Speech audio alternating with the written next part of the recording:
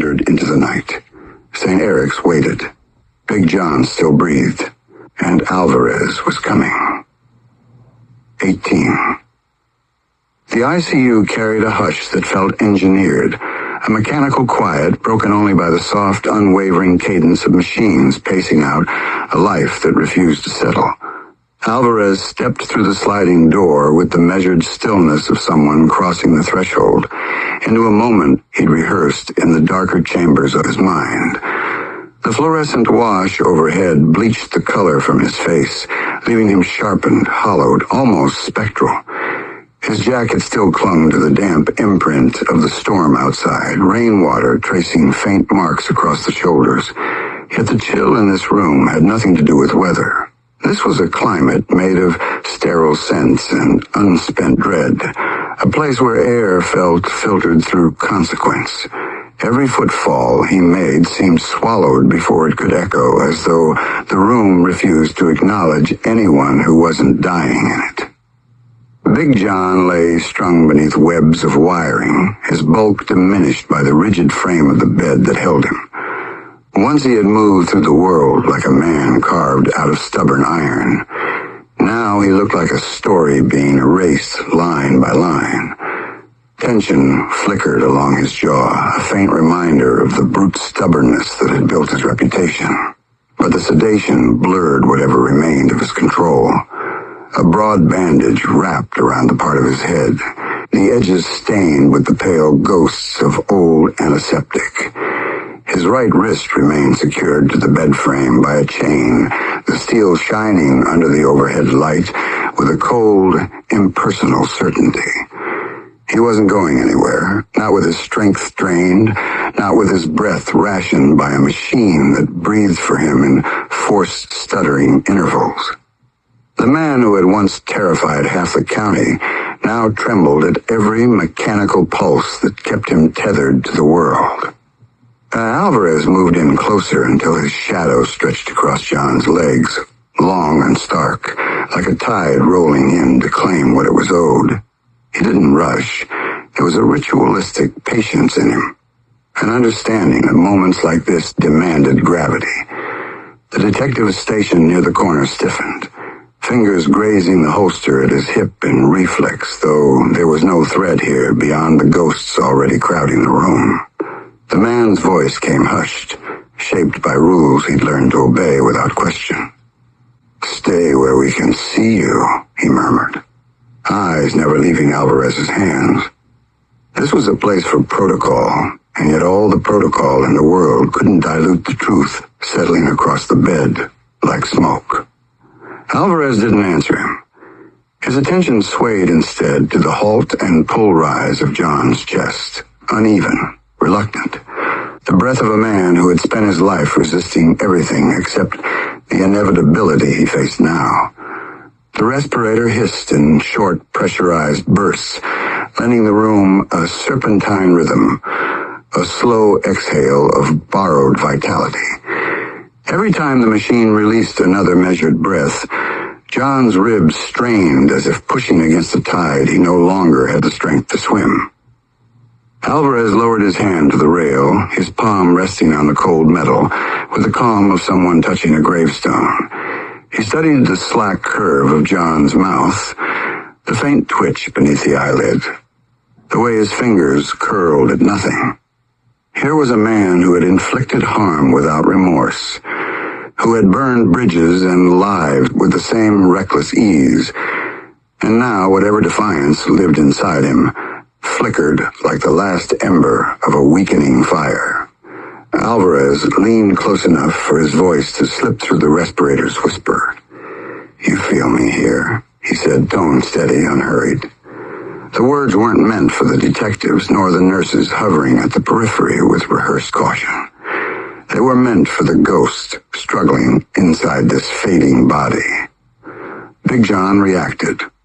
Not fully, not consciously, but enough. His jaw shifted, a tremor rolling beneath the skin as if some buried instinct recognized the presence beside him. His eyelids dragged upward with agonizing slowness, half revealing a dim, wandering stare. Confusion stamped itself across whatever piece of awareness he still possessed. He blinked again, squinting through the haze, searching for shape, for clarity, for the familiar outline of the man standing over him. When his gaze finally fixed on Alvarez, something inside him buckled. Fear didn't show itself outright, but there was an unmistakable pull of dread, a faltering tension, a desperate attempt to reassemble control that had long since slipped away. Alvarez tilted his head, studying the recognition carving its way across John's features. "You left a trail behind you," he said quietly, his tone shaped by a steady composure that sounded far more like judgment than rage. "You didn't think it would catch up?" His words weren't spat nor sharpened with overt malice. They held a colder truth, one delivered with the steadiness of a verdict that had already been sealed. The detective in the corner shifted uneasily, as though sensing the shape of something unspoken pass through the room. Big John tried to speak. His lips parted, but only a rasp escaped, a scraping whisper that carried the faint rhythm of regret buried under stubborn pride. He fought against the weight of sedation, against the chain holding his hand pin, against the knowledge that he could no longer intimidate the world into bending for him. His throat tightened. The sound that clawed out of him was quiet, strained, a dry fragment of defiance struggling to ignite. "You, shouldn't..." The rest dissolved into the low grind of breath being stolen and returned in equal measure. Alvarez's eyes didn't soften. If anything, the sight of John's struggle carved something harsher into his expression. "You always thought consequences were for other people," he murmured. "Never for you." The respirator hissed again, slow, rhythmic, merciless. The pulse monitor offered a fragile series of beeps in answer, each one a frayed reminder of how thin the line between breath and silence had become. A nurse stepped closer, gauging the monitors with steady professionalism. She didn't interrupt. She only watched the numbers flicker, brow furrowing slightly as John's heart rate spiked from the strain of trying to speak. Another staff member hovered near the foot of the bed, their eyes tracking Alvarez with a mix of caution and recognition. They knew what kind of man he was, even if they didn't know the details. The detective and nurses sensed the storm in him, the unresolved equation, the unfinished ledger written in the tension of his stance. They knew Big John was a bad man. They knew it was his time to pay the piper. John's breathing quickened. The machine adjusted automatically, delivering steadier pressure, but the process seemed to agitate him further. His fingers curled tight around the sheet, knuckles straining, a futile attempt to anchor himself to something solid. His mind flickered behind his eyes, memories crashing against the walls of his fading awareness. Bars slamming shut, fists connecting, nights when he'd taken what he wanted because he thought nobody could stop him. Now every one of those memories pressed inward, compacting into the suffocating truth that he hadn't expected to die in a place like this, not with witnesses, not powerless. Alvarez leaned in slightly, elbows resting on the rail as though he were settling into a conversation long overdue. "You know what stood out the most?" he asked softly. "You always ran from blame. You ran from what you'd done. You ran from the hurt you carved into other people's lives." He paused, watching John's eyes struggle to hold focus. "But you can't run here. Not strapped to this bed. Not with the air being fed to you by a machine."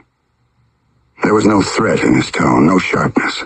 Just cold, inevitable truth, delivered with the clarity of someone who had been waiting far too long for this moment. Big John shook his head, weakly, uncoordinated, barely more than a tremor. The effort drained him. His chest tightened, shoulders straining against the mattress as another attempt at words scraped through him. His mouth shaped a plea he couldn't fully form, a fragmented sound that carried more fear than he'd ever allowed himself to show in life. He wanted to push himself upright, to reclaim even a sliver of authority, but all he managed was a twitch that sent the cuff clinking against the rail. Alvarez watched him deteriorate with a steady, unreadable gaze. This wasn't cruelty, it was the unavoidable closing of a long, violent story. The slow, suffocating collapse of a man who had always demanded control, now facing a world that finally denied him every ounce of it. "You hurt people who trusted you," he said, voice low, almost solemn. "You thought loyalty was a leash other people wore for your convenience."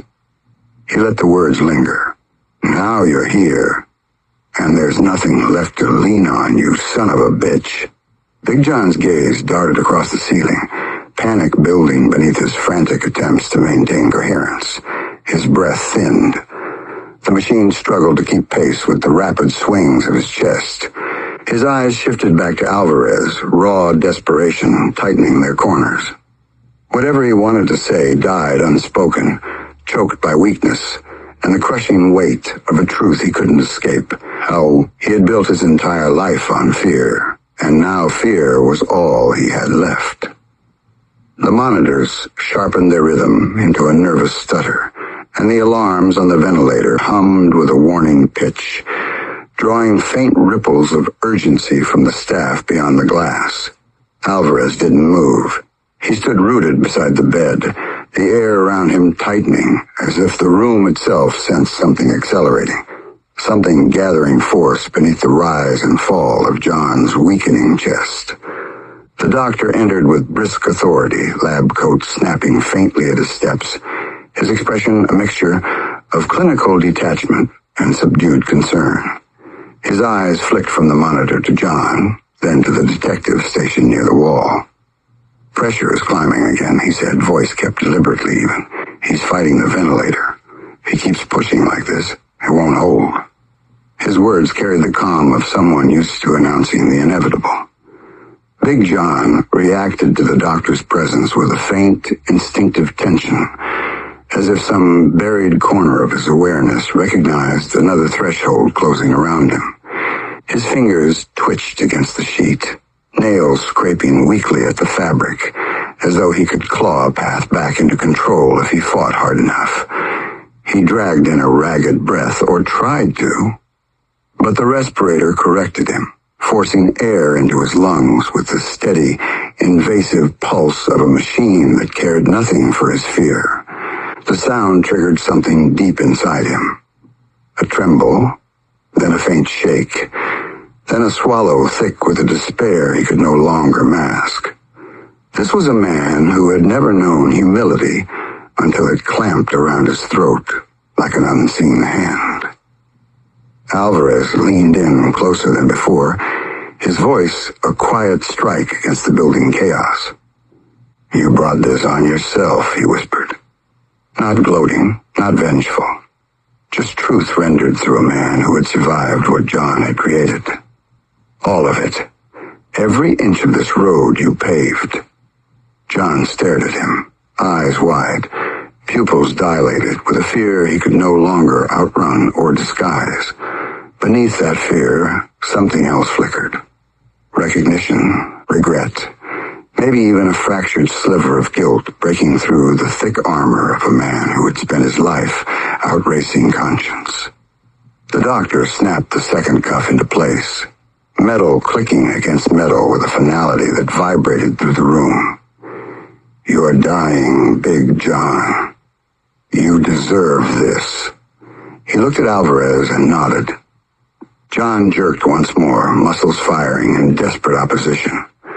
But his strength was vapor against the weight of illness, injury, and time. His limbs shook with effort, the movement gradually weakening, the tremors fading into a rigid stillness that marked the beginning of surrender. His chest heaved, his breath uneven, each cycle pulled from him by the machine that no longer worked with him but against him, coercing air into lungs that fought like they belonged to someone else. The monitor spiked again, shrill, urgent, a jagged scream of numbers rising in irregular bursts.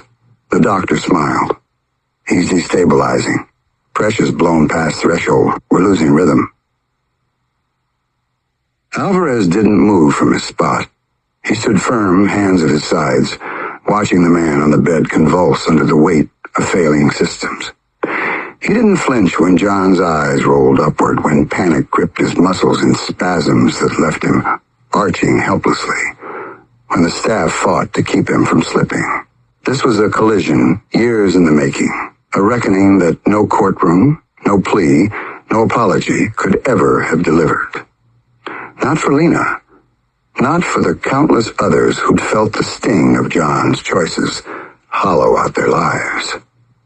Big John's stare snapped back to Alvarez, the whites of his eyes glowing under fluorescent light, irises shivering with terror he could no longer swallow.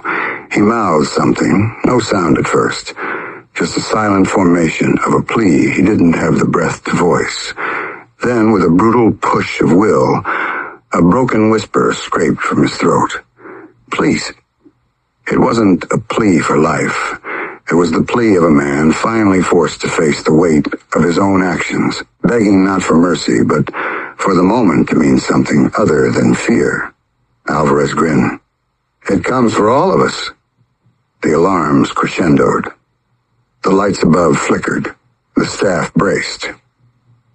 And Big John's world began to collapse inward, breath by borrowed breath. The convulsion faded, but John's eyes stayed locked on Alvarez, wide with a terror that seemed to swallow every shard of who he once was. Something passed between them then. Something wordless, something heavy, something carved from years of damage and choices that could never be undone. Alvarez felt it rising inside him. The weight of all that suffering surged upward, and for the first time since entering the room, Alvarez stopped fighting it. He let it bloom inside him. Slow, volcanic, absolute. The machines, the alarms, the voices in the room seemed to pull away, stretched to a distant hum. Time narrowed to the thin, trembling space between Alvarez's stare and John's frantic, pleading eyes. The air thickened until it felt electric, a crackling tension that made the hair along the nurse's arms rise, though she didn't understand why. Big John understood.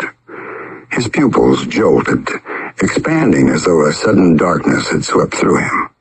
His breath hitched in a way the ventilator couldn't control. Something deeper than fear seized him.